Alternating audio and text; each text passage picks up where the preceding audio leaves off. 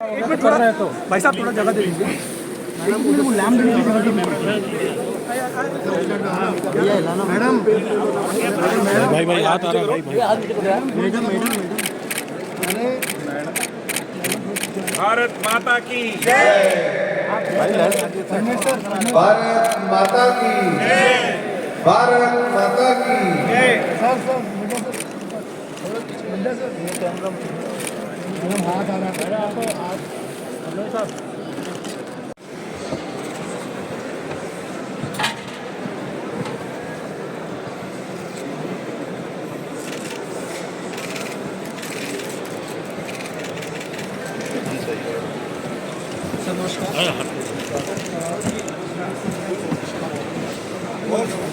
हम लोग को तो रास्ता यार कमाल है। गजब हाल है, कैसे करेगा?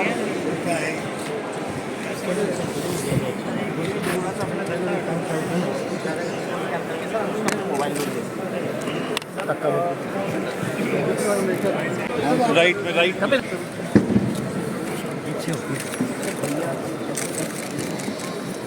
ये सामने फोन लगा हुआ है। ये तो यही है ये सही अस्सलामु अलैकुम, मैं ज़मीर अहमद अंसारी और आप देख रहे हैं जेड न्यूज़ फॉर यू। अर्ज़ यह है कि आपने अपने channel Z news for you को अभी तक सब्सक्राइब नहीं किया है तो सब्सक्राइब करें और साथ में दिए हुए बेल आइकन को भी दबाएं, जिससे हमारी आने वाली सभी वीडियोस के नोटिफिकेशन सबसे पहले आपको मिल सकें।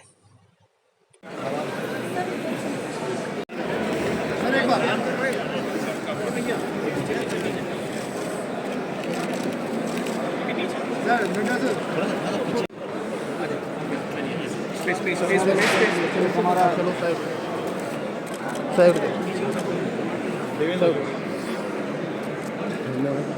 चलो साइड साइड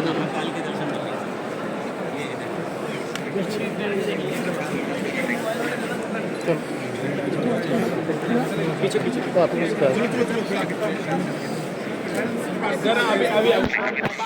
में देखेंगे।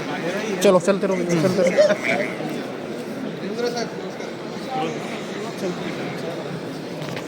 आगे आगे आगे आगे जल्दी जल्दी जल्दी। जी जी सर।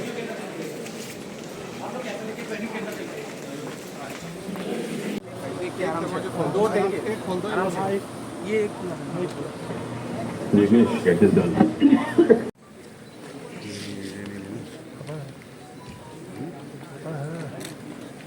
आज के इस कार्यक्रम में हमारे मध्य में उपस्थित भारतीय जनता पार्टी के यशस्वी अध्यक्ष आदरणीय श्री जगत प्रकाश नड्डा जी, रामभाऊ महाजी प्रबोधिनी के अध्यक्ष महाराष्ट्र के जनप्रिय उप मुख्यमंत्री श्री देवेंद्र फडणवीस जी, प्रबोधिनी के विश्वस्त संस्था के एक विश्वस्त एक न्यासी आदरणीय श्री वी सतीश जी और प्रबोधिनी के कार्यकारी निदेशक डॉक्टर जयंत कुलकर्णी जी, सामने बैठे हुए पूनावाला फिल्म कॉर्प के श्री अभय भुतड़ा जी, गौरांग जी, हमारे मित्र श्याम जाजू रहना चाहिए। और माननीय प्रधानमंत्री ने कई बार इस पर बल देकर कहा है कि ये तो एक जन आंदोलन बनना चाहिए। जन आंदोलन कैसे बनेगा? जन आंदोलन तब बनेगा जब शासन में बैठकर सुशासन देने का प्रयास करने वाले जितने सारे लोग हैं, उनके इरादे, उनकी कार्यक्षमता और उनकी कुशलता, इनका लोगों को अच्छे तरीके से परिचय हो।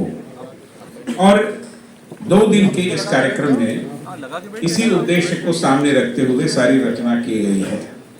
कई सारे केंद्रीय सरकार ने विभिन्न विभागों को संभालने वाले मंत्री और कई राज्यों के मुख्यमंत्री यहाँ पर आकर सुशासन पर कैसे क्रियान्वयन हो रहा है इसके बारे में हम बताएंगे।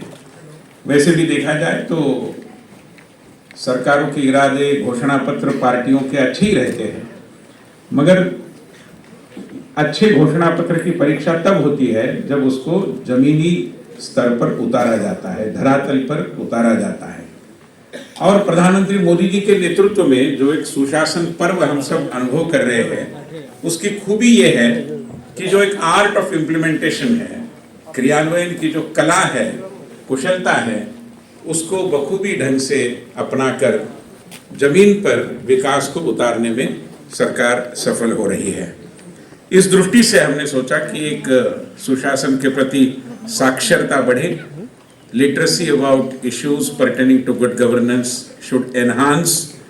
At the same time, people should realize that they are the stakeholders in the idea of good governance. इसी दृष्टि से ये कार्यक्रम आयोजित किया गया है। कार्यक्रम पत्रिका में जैसे कि जिक्र है, कई सारे महानुभाव इसमें आएंगे और उनके द्वारा सुशासन जमीन पर उतारने का उनका जो अनुभव है वो हम सब सुन पाएंगे, वो हमारे साथ साझा करेंगे। श्रीमान जगत प्रकाश नड्डा जी को इस कार्यक्रम के लिए हमने बुलाया।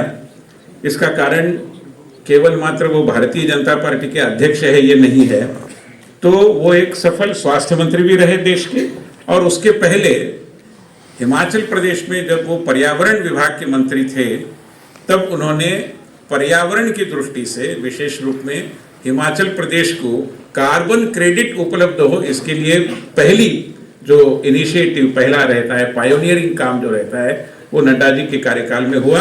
और साथ ही साथ मुझे पूरा याद है, क्योंकि उसके ऊपर एक अध्ययन दल भी भेजा गया था, कि पूरे शिमला शहर में जो रास्ते बनते हैं उसमें प्लास्टिक थैलियों का उपयोग करते हुए उन्होंने एक और प्लास्टिक मुक्त शिमला करने की कोशिश की और दूसरी ओर कुल मिलाकर पर्यावरण अधिक अच्छा रहे, स्वस्थ रहे, इसके बारे में भी प्रयास किए। श्रीमान देवेंद्र फडणवीस जी हमारे अध्यक्ष हैं, महाराष्ट्र के सफल उप मुख्यमंत्री हैं और नेतृत्व और कर्तृत्व दोनों का परिचय उनके शासनकाल में लोगों ने देखा है, और इसलिए देवेंद्र जी का यहाँ पर उपस्थित रहना और उनके साक्षात्कार के माध्यम से उनके प्रयासों के बारे में हमें जानकारी मिलना बड़ा स्वाभाविक है, आवश्यक है, और वो हमारे साथ रहेंगे भी। मैं उम्मीद करता हूँ कि यहाँ पर आए हुए सारे प्रतिनिधि पूरे 2 दिन इस कार्यक्रम में सहभागी होते हुए सुशासन के प्रति अपने आकलन को और अधिक ऊंचे स्तर पर ले जाने की इस कोशिश में 100% सहभागी होंगे। मैं हृदय के गहराइयों से, दिल की गहराइयों से आदरणीय नड्डा जी, श्रीमान हमारे देवेंद्र फडणवीस जी, वी सतीश जी, सभी का और आप सभी गणमान्य लोगों का यहाँ पर हार्दिक स्वागत करता हूँ। बहुत बहुत धन्यवाद।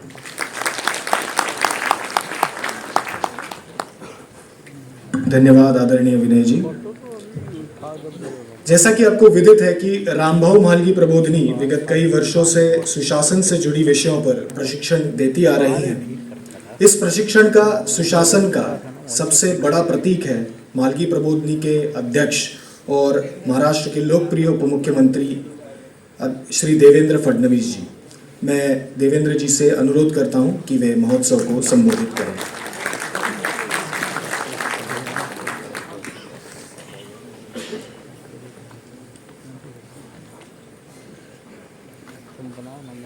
सुशासन महोत्सव के उद्घाटन कार्यक्रम में आज उद्घाटक के रूप में हमारे बीच उपस्थित भारतीय जनता पार्टी के राष्ट्रीय अध्यक्ष आदरणीय श्री जेपी नड्डा जी, श्री वी सतीश जी, श्री विनय सहस्त्रबुद्धे जी, श्री जयंत कुलकर्णी जी, यहाँ पर उपस्थित सभी महानुभाव और उपस्थित सभी बहनों और भाइयों, मैं सबसे पहले रामभाऊ म्हालगी प्रबोधिनी की ओर से आदरणीय जेपी नड्डा जी का बहुत बहुत स्वागत करता हूं और धन्यवाद भी देता हूं कि सुशासन महोत्सव के उद्घाटन सत्र में उद्घाटक के रूप में वे उपस्थित हुए हैं। महोत्सव का अर्थ होता है सेलिब्रेशन, और ये सेलिब्रेशन इसलिए है कि आज भारत में सुशासन पर्व चल रहा है और इस सुशासन पर्व को एक महोत्सव के रूप में जन जन तक पहुंचाने का काम इस कार्यक्रम के माध्यम से हो रहा है, जहां एक और हमारे प्रधानमंत्री आदरणीय नरेंद्र मोदी जी ने सुशासन का एक ऐसा माहौल तैयार किया है कि जिसमें चाहे वो देश की सरकार हो, चाहे प्रदेश की सरकार हो, सुशासन के अलग अलग मॉडल्स आज हमको देखने को मिलते हैं और उनको साझा किया जाए एक दूसरे को ये मॉडल्स पता भी चले और समाज में काम करने वाले लोगों को भी ये मॉडल्स पता चले, इस दृष्टि से सुशासन महोत्सव का आयोजन यहाँ पर किया गया है। वैसे तो सुशासन की अवधारणा हमारे समाज में बहुत पुरानी है। हम लोग अयोध्या कांड देखें तो उसमें सुशासन हमको देखने को मिलता है।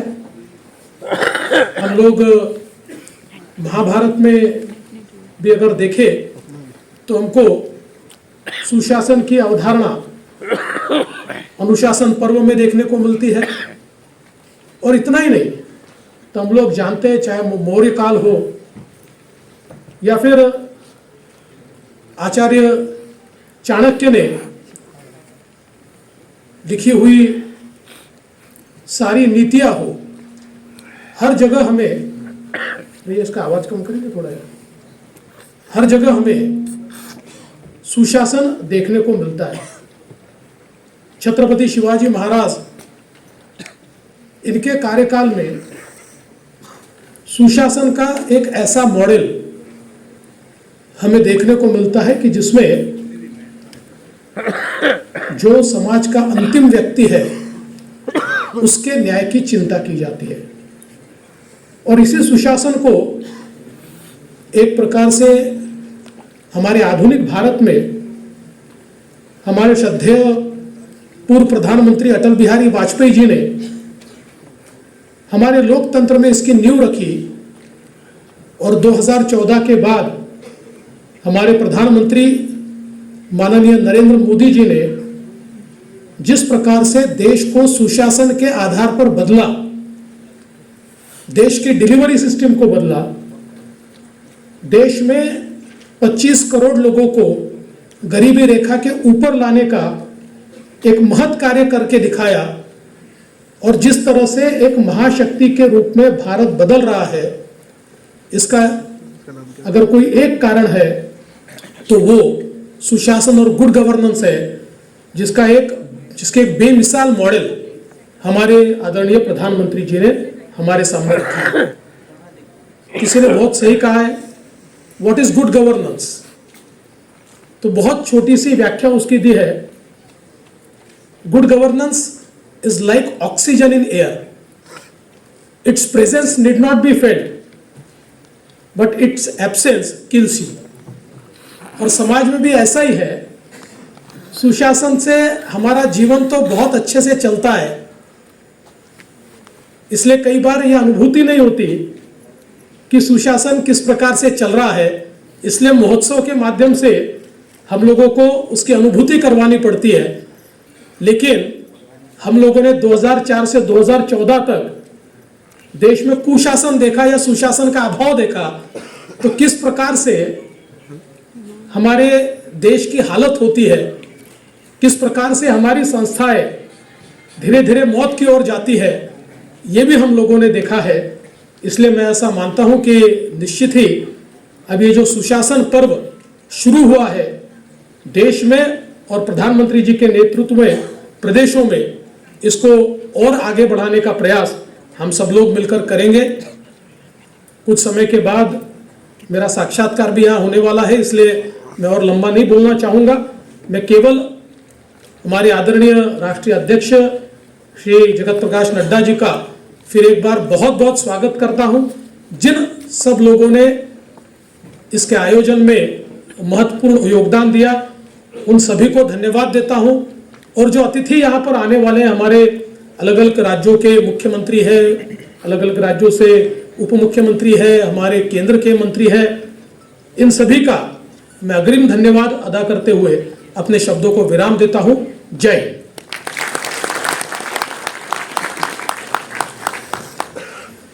धन्यवाद आदरणीय देवेंद्र जी। स्वप्न सारे सत्य हो रहे, अब तुम उनका स्वीकार करो। स्वप्न सारे सत्य हो रहे, अब तुम उनका स्वीकार करो। निकल पड़ा है भारत मेरा, अब तुम जय जयकार करो, अब तुम जय जयकार करो। इस विकसित भारत के सपने को सत्य कर रही विश्व की सबसे बड़ी राजनीतिक पार्टी के अध्यक्ष सम्माननीय श्री जेपी नड्डा जी की गरिमामयी उपस्थिति हम सभी को प्राप्त हुई है। एक कार्यकर्ता से राष्ट्रीय अध्यक्ष तक का ये प्रवास उनका सुशासन से भरपूर रहा। मैं आदरणीय अध्यक्ष जी से अनुरोध करता हूं कि वे इस समारोह को संबोधित करें।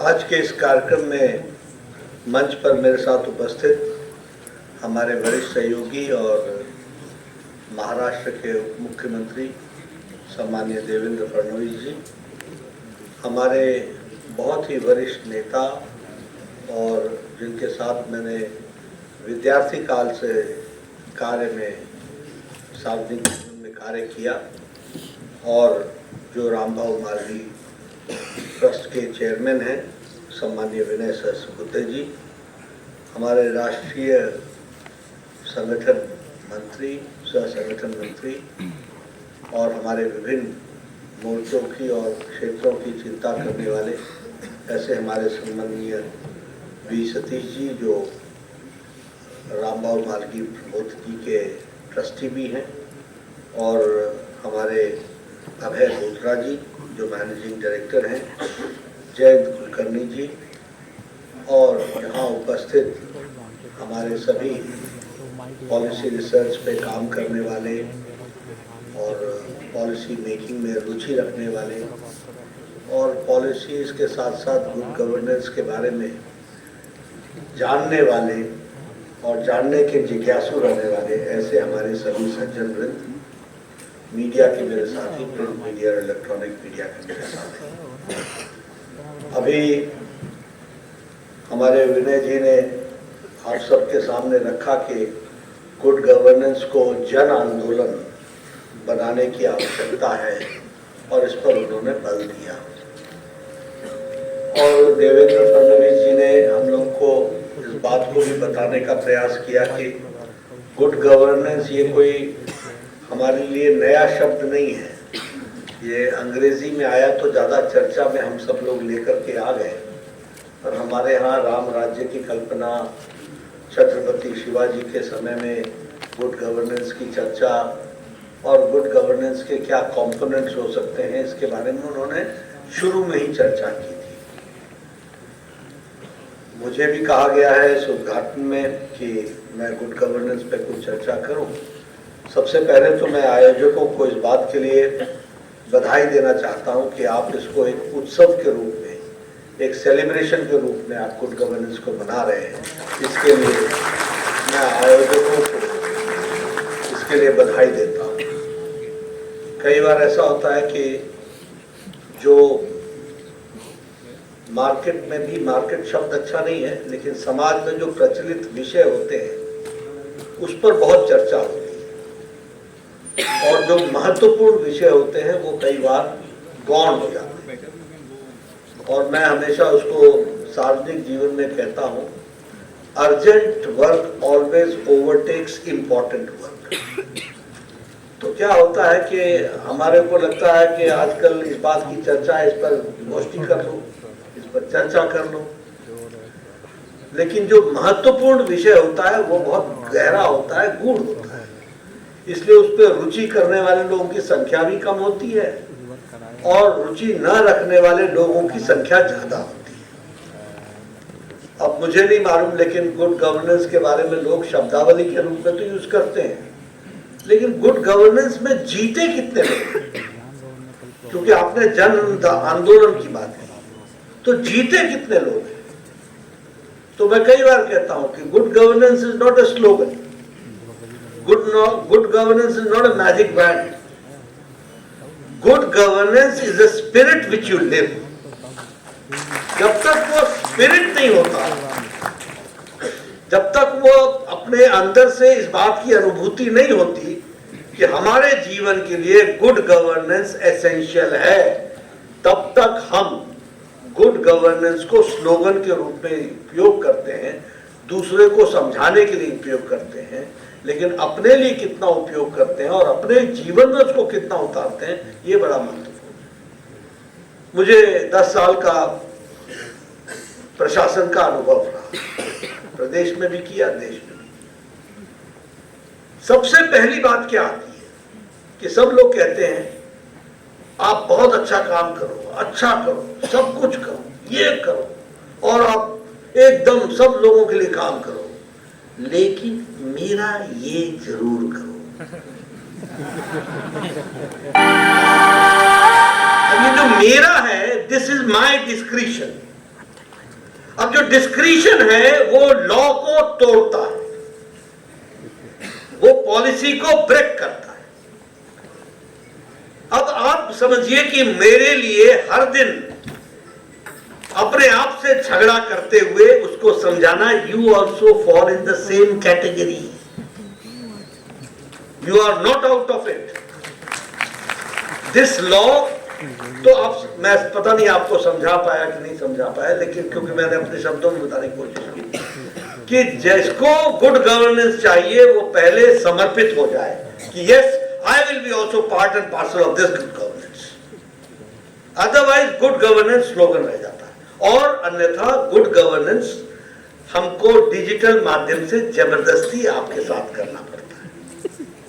जो इसलिए जब हम जन आंदोलन की बात करते हैं तो हमें इसमें स्टेक होल्डर्स का सपोर्ट चाहिए। अब मैं आपको बताता हूं, वैसे गुड गवर्नेंस के लिए बहुत सी बातें या बहुत से शब्दावली होती है, लेकिन good governance is a commitment. जब तक वो कमिटमेंट नहीं आता तब तक गुड गवर्नेंस उतरता नहीं। इसलिए सबसे पहली बात यह कि we need the policy makers and the stake holders need to be committed to the principles of good governance.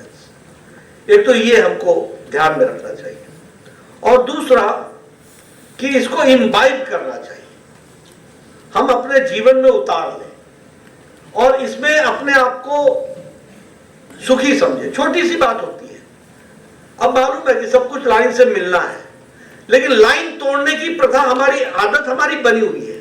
कोई रास्ता हो सकता है क्या?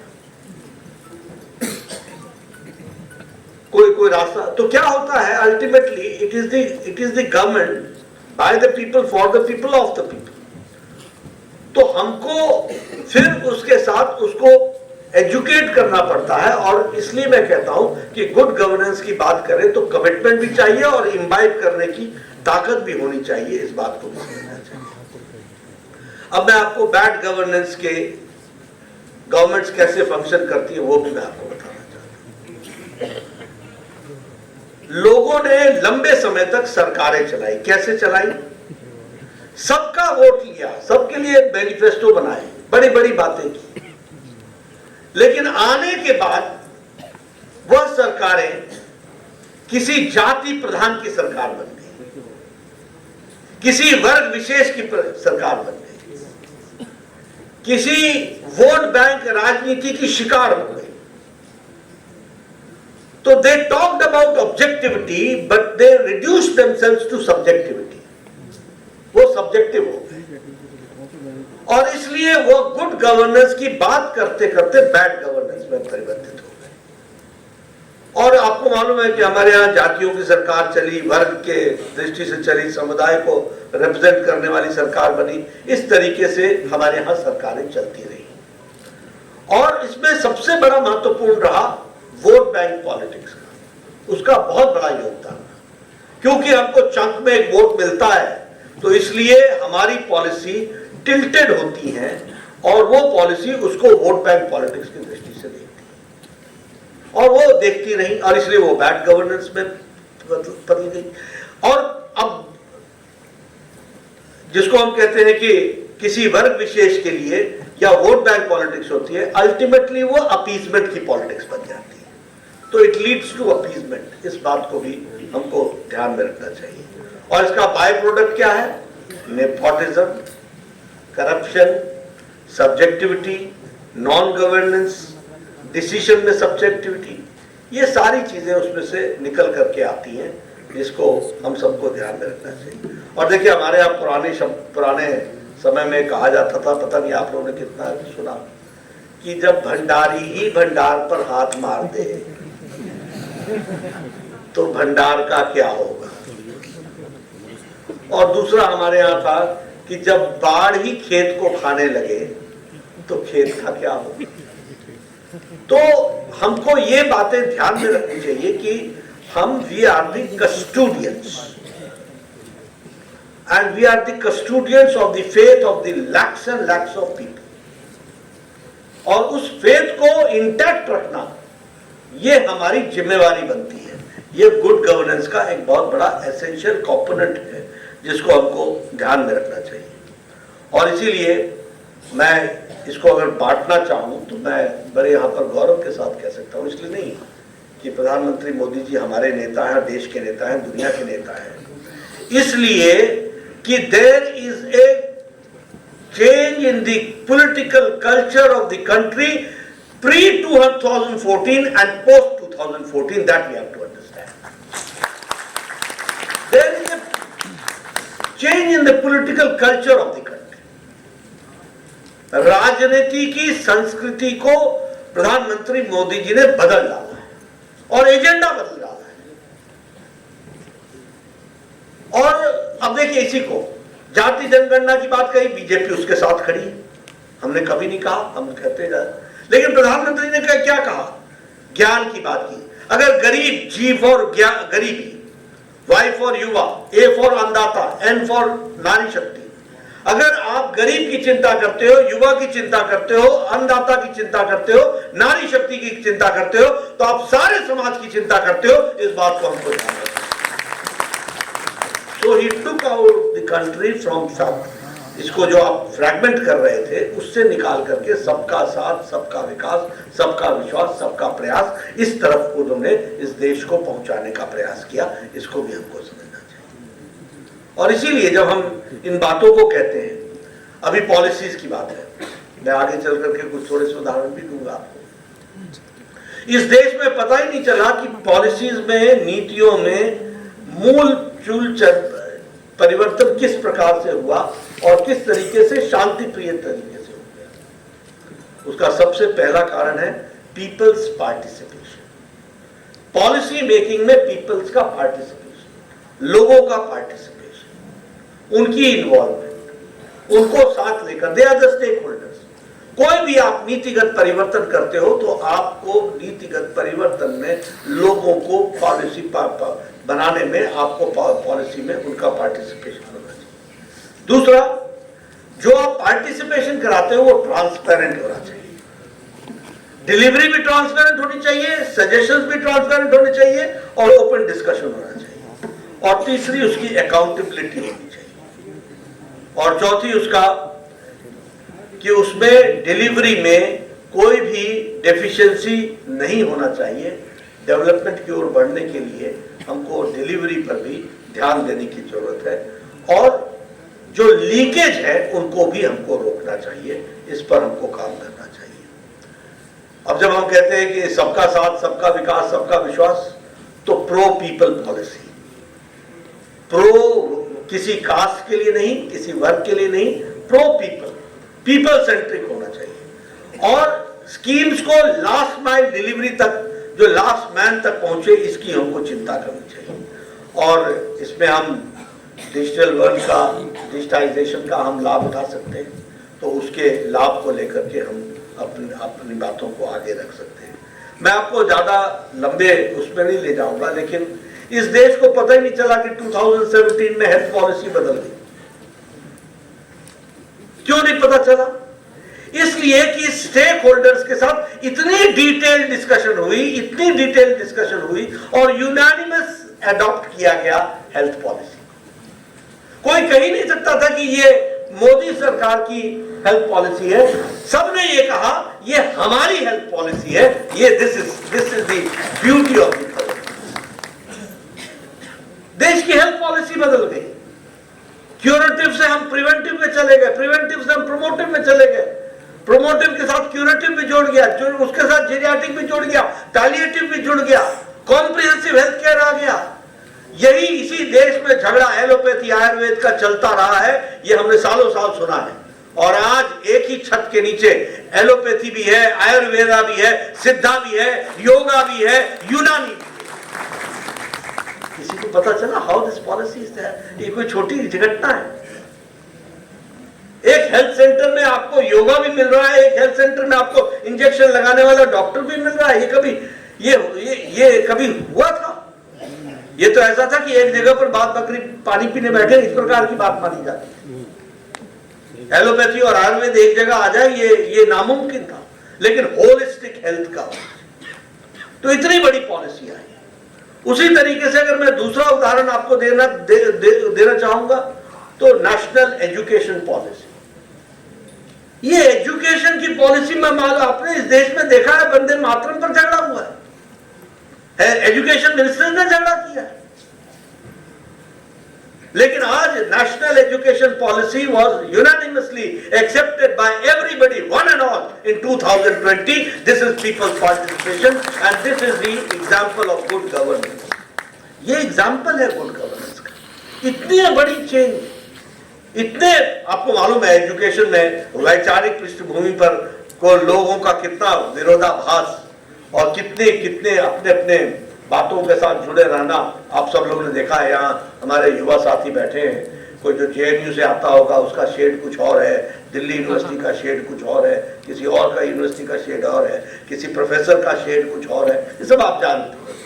लेकिन सबको एक जगह पर लाना, ये national education policy Modi ji के नेतृत्व में 2020 में हुआ, with all conferences, with all discussions, on all subjects, on all minute details discussion होकर के हुआ। ये एक गुड गवर्नेंस का एक हम लोगों ने उसका भी रूप देखा और उसको भी हम लोगों ने समझा है। एक मैं और उदाहरण देना चाहूँगा, आप सबके ध्यान में नहीं आया होगा। मैं ऑस्ट्रेलिया में गया जब मैं हेल्थ मिनिस्टर था, तो उन्होंने हमको डिजिटलाइजेशन समझाने का प्रयास किया कि हम डिजिटल से ये करेंगे, हम डिजिटल से वो करेंगे, डिजिटल से ये करेंगे, वो करेंगे। हमने कहा बहुत अच्छी बात है। मैंने कहा हमारे यहाँ भी under the dynamic leadership of prime minister Modi we have started Ayushman Bharat. He said, what is this Ayushman Bharat? I said it is 10 crore 74 lakh families, which comes to approximately 52 to 55 crore people who have got a health cover of 5,500,000 rupees per year. And the number is 50 crore. So जब मैंने उनको 50 करोड़ की बात की, जो which was in millions, उनको जब मैंने इस बात को बताया तो उन्होंने कहा oh my God। मैंने कहा yes, God is there। ये इतने और डिजिटलाइज्ड है। और आपको जान करके आश्चर्य होगा, गुड गवर्नेंस का नमूना, मैं अपनी बात कहूँ अच्छा नहीं लगता, प्रधानमंत्री मोदी जी ने इसको हम लोगों को टारगेट दिया था और उन्होंने prime minister took at least 20 personal meetings to just to monitor how this programme is coming up. And in 9 months we gave this Ayushman Bharat. 50 crore लोगों को 5 लाख का हेल्थ कवर प्रति वर्ष डिजिटलाइज देने का काम किया। तो हमारे भारत में गुड गवर्नेंस, और उसका आप तरीका देखिए। मोदी जी की चिट्ठी जाएगी कि आप आयुष्मान भारत के फैसिलिटी होल्डर हैं, उसमें QR कार्ड होगा, उस QR कार्ड को आप हॉस्पिटल को दिखाओगे, हॉस्पिटल वाला आपको परमिट करेगा कि आपका अंगूठा वो उसमें मशीन में डालेगा, और you will be now a golden card holder. And now the golden card holder, the whole family का नाम आ जाएगा कि तुम्हारी पत्नी का नाम ये है, तुम्हारे बेटे का नाम ये है, तुम्हारी बेटी का नाम ये है, तुम्हारे इतने होल्डर्स हैं, और इनको 5 लाख रुपए का हेल्थ कवर दिया जाता है। Now if you go to any Ayushman Bharat hospital, only what you have to do कि मशीन में आपको वो थंब लगाना है, and they will tell you that out of 5 lakh this year you have taken out 20,000 rupees. Now 4,80,000 is for you this year for the health cover which you can use. ये facility आज ये good governance का मतलब है, and it is cashless. और सबसे बड़ी बात यह है कि एक छत्तीसगढ़ का एक लेबरर अगर मुंबई में काम कर रहा है, तमिलनाडु में कहीं काम कर रहा है और वो वेल्लोर के हॉस्पिटल में जाता है, तो पैसा दिल्ली से छत्तीसगढ़ नहीं जाएगा, सीधे वेल्लोर हॉस्पिटल जाएगा और वहां पर उसको मिल जाएगा। ये ट्रांसफर है। अगर मैं बात करूं आपसे ट्रांसपेरेंसी की, डायरेक्ट बेनिफिट ट्रांसफर की दृष्टि से, किसी को पता चला इस देश में कोरोना लगा 25 करोड़ बहनों को 500 रुपए 3 महीने के लिए उनके अकाउंट में सीधा चला गया। और पहले लोग हमारे ऊपर हंसते थे, ये जनधन खाता खुलवा रहे, काहे को खुलवा रहे, इनको कुछ समझ में नहीं आया। अब आपने कभी जन का धन समझा ही नहीं, ये सब अपना ही धन समझा, तो आप कहां समझोगे? आपको कहां पता चलेगा कि जन का धन भी होता है। तो वो 25 करोड़ बहनों को 500 rupees per month during corona काल, जब तक लॉकडाउन लगा तब तक वो पहुंचाया गया।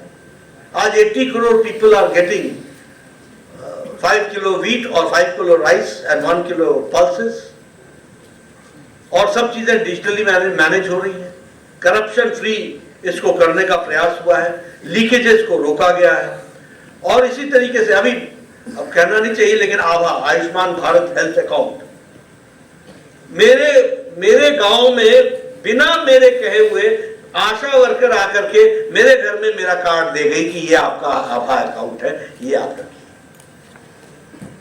आपको यही देश मालूम है कि एक लाइसेंस लेने के लिए पसीने बहाने पड़ते थे, आज होम डिलीवरी हो रही है, आज घर पर आपको डिलीवरी हो रही है। These are something which we have to think and understand. उसी तरीके से आप किसके लिए काम कर रहे हो? जो हमने कहा, सबका साथ, सबका विकास, सबका विश्वास, सबका प्रयास। उज्ज्वला कास्टलेस, उज्ज्वला सिर्फ इस बात को देखती है कि आप पात्र हैं कि नहीं है, किसी भी कास्ट के हो, किसी भी धर्म के हो। उजाला, एलईडी बल्ब्स, सौभाग्य योजना, आयुष्मान भारत में आपको जानकर के आश्चर्य होगा, बाय प्रोफेशन लोग हैं इसमें। रेडी वाला, फेड़ी वाला है, रिक्शा वाला, ठेले वाला, सब्जी वाला, लिफ्ट मैन, बस का ड्राइवर, बस का conductor, barber, shoe maker, by profession they are the stake holders, ये बेनिफिशियरीज है। इसको हमको समझना चाहिए। तो इस तरीके से हम जितने भी स्कीम्स को उठा करके देखें, जल जीवन मिशन अब ये पीपल सेंट्रिक का बहुत बड़ा उदाहरण है। मैं ये आपको इसलिए सारी बातें कहता हूं क्योंकि आप सब लोग में से कम लोग गांव से आते होंगे। यहाँ झाजी बैठे हैं, हमारे गांव की तरफ गए हैं, इनको मालूम है कि एक पहाड़ पर चढ़ जाओ तो फिर दूसरे दिन ही उतरने की बात सोचो, क्योंकि वहां से एक ही दिन में आ जाना ये संभव नहीं है। वहां पानी पहुंचाना, आप मतलब समझिए कि क्या होता है। जब बहनें 3-3 किलोमीटर नीचे पहाड़ से उतरकर पानी लेती होंगी और फिर 3 किलोमीटर चढ़ती होंगी, तो उनके दिन के कितने आवर्स जाते होंगे। और आज हमारा प्रदेश 100% जल जीवन मिशन में कवर हो गया। ये लाइफ कैसे इजी होती है और क्वालिटी ऑफ लाइफ कैसे इंप्रूव की जाती है, ये इन सब चीजों से दिखता है। बाकी आप सबको इंफ्रास्ट्रक्चर दिख ही रहा, हाईवेज, मेट्रोज, अंडरवेज और वाटरवेज। तो कनेक्टिविटी की बात ले लीजिए, आप मोबिलिटी की बात ले लीजिए, आप 5G की बात ले लीजिए, आप यूपीआई की बात ले लीजिए।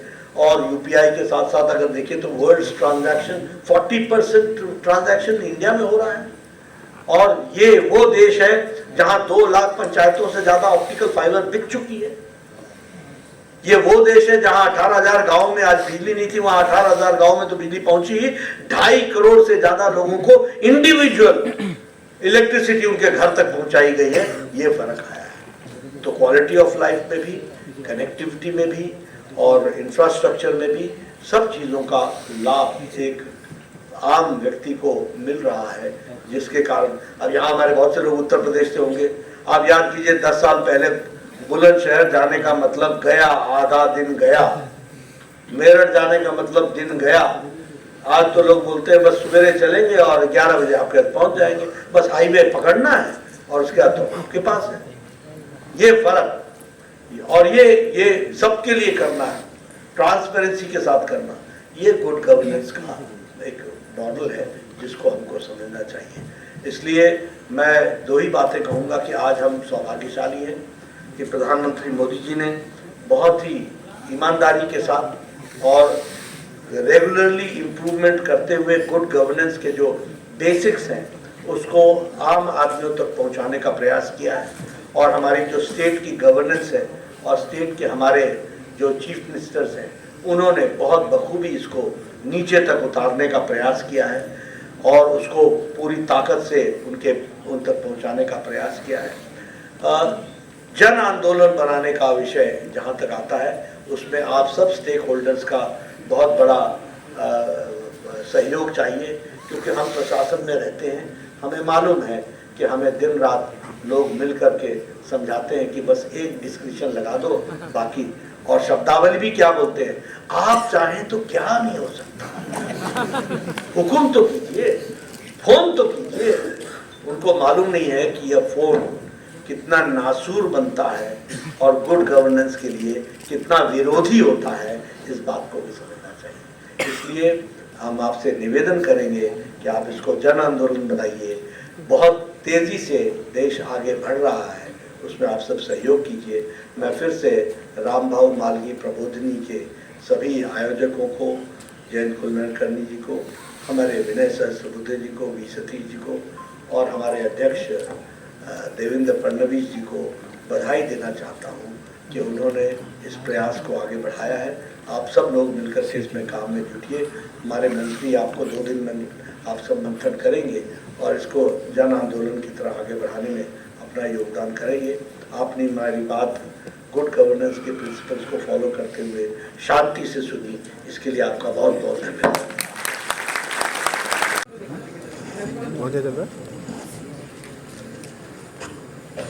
हो गया